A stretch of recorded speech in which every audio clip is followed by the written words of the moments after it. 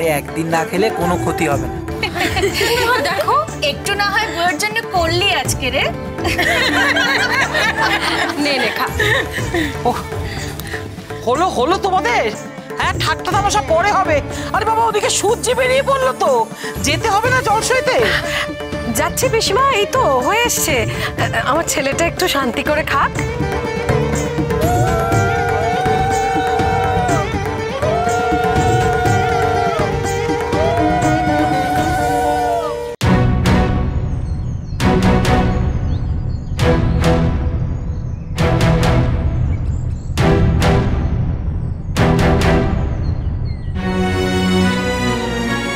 জল সইতে বোধহয় তোমায় একাই যেতে হবে গো দিদি, আর তো কেউ এলো না।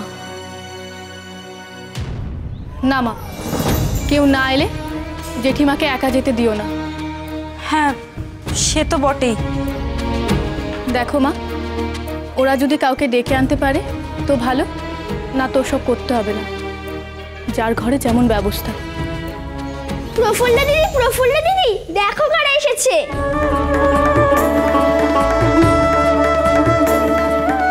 এসো গো এসো, তোমরা এসেছো? এসো এসো। ও এমন ভাবে ধরলো, না এসে উপায় আছে? বাড়িতে তো সকাল থেকে হাজার কাজ থাকে। যাই হোক, বলো কি করতে হবে? জল সইতে তো যাওয়া হলো না এখনো। হ্যাঁ, তা আমরা তিনজনেও তো আছি, বলো। হ্যাঁ এসো এসো।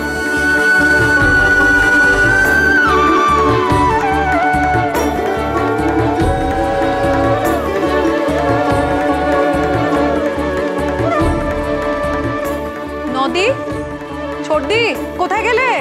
এই তো আমরা, এই তো আসছি। জল সইতে যাওয়ার সময় হয়ে গেল তো। আরে বরণ ডালাটা সাজাচ্ছিলাম, কলসিটা কোথায়? ছোটদি, কলসিটা কোথায় রেখেছিলে বলো তো? কই রে, তাড়াতাড়ি কর তোরা, কখন জল সইতে যাবি? তোদের দেখে বাবা নড়তে চড়তে 7 বেলা। যাচ্ছি গো যাচ্ছি। ও ছোট, কলসি টলসিগুলো নিয়ে চল। হ্যাঁ নদে আনছি।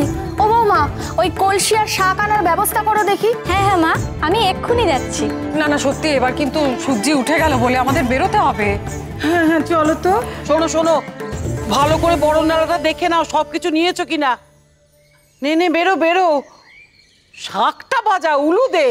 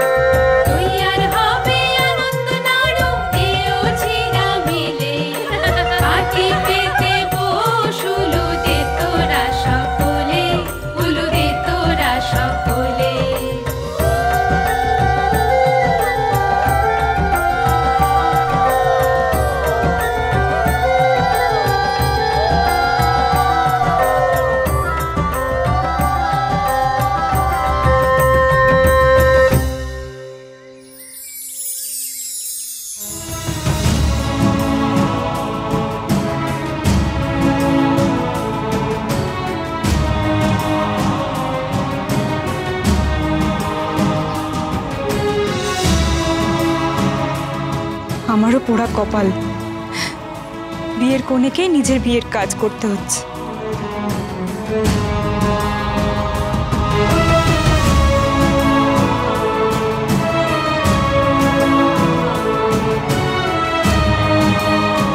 তাতে কি হয়েছে মা? যাদের লোক বল কম তারা কি করবে? নিজেদেরই হাতে হাতে করতে হবে। কেউ কথা রাখলো না রে পিপি। ভেবেছিলাম গায়ের মানুষ এসে তোর বিয়েটা উদ্ধার করে দেবে। জনে জনে বলেছিলাম একটু এসে ওর কাজ করে দিতে।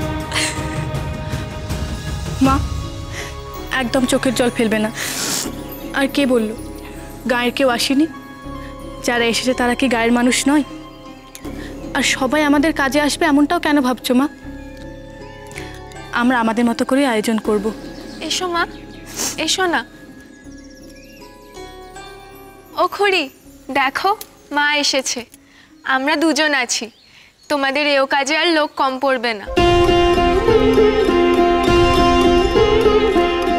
বেশ করেছেন দিদি। আমি জানতাম এই বোনটার ওপর রাগ করে আপনি থাকতে পারবেন না। এখানে আসতে গিয়ে কি কম ঝক্কি পোহাতে হলো?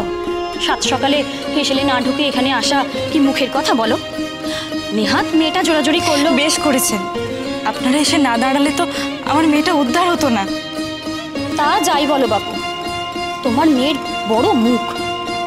সেদিন কেমন ট্যাঙ্গস ট্যাঙ্গস করে কথা শোনালো বলো দেখি। এরকম মুখ হলে রাত্রিরও শ্বশুরবাড়িতে টিকতে পারবে? দেখো, জমিদার বাড়িতে সম্বন্ধ হওয়া খুব সহজ, কিন্তু তার টেকানো অত সোজা কথা নয় গো। মা, বিয়ের দিনে এমন অশুভ কথা বলো না তো। কি কাজ আছে সেটা দেখো।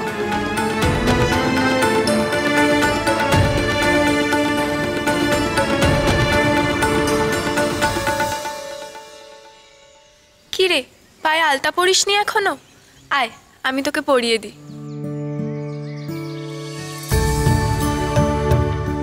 আচ্ছা প্রফুল্ল, কেমন লাগছে এখন? বুক ঢিপ ঢিপ করছে?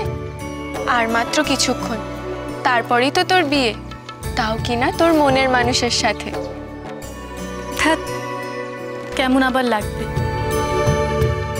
ভয় করছে, সত্যি বলছি। সত্যি কথা বলো তো দেখি, তোমাদের হঠাৎ প্রফুল্লর বিয়ের জন্য এত কাজ করার দরদ একেবারে উঠলে উঠলো কেন? কেন আবার? মেয়েটা সকলের জন্য এত করে, তার বিয়েতে একটু সাহায্য করবো না? বলি ও ময়নামতি, বলো কি করতে হবে? আমার আবার এখানে বেশিক্ষণ থাকলে চলবে না, ঘরে আমার ঢের কাজ পড়ে রয়েছে।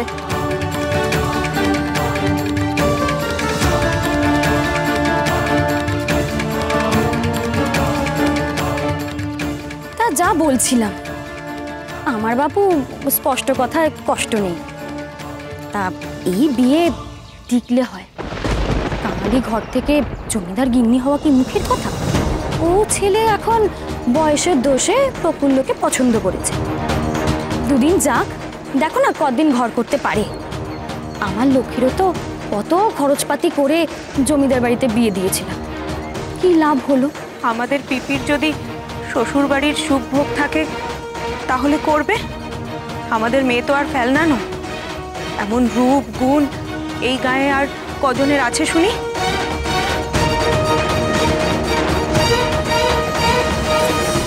আমরা যে গরিব সেটাও ভালো করে জানেন খুড়িমা।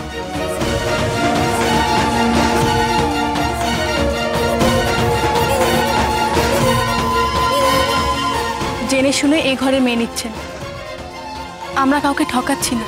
অত গুমর ভালো নয়। এখন দেখছি জমিদার কুটুম হচ্ছে বলে সব একেবারে তেজে কটমট করছে।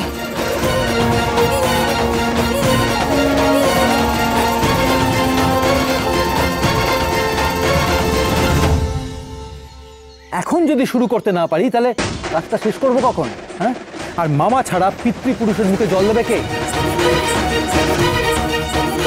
আমি এই বিয়ে দেব না, আমি চললাম। যাবেন না, যাবেন না ভট্টাচার্য মশাই, দয়া করে একটু অপেক্ষা করুন। মদন মোহনের তো টিকিটাও খুঁজে পেলাম না। কি সেটা বিয়ে না হয়ে কাঙালি ভোজন না হয়ে যায়? অমন অলক্ষণের কথা মুখে আনবেন না চক্রবর্তী মশাই।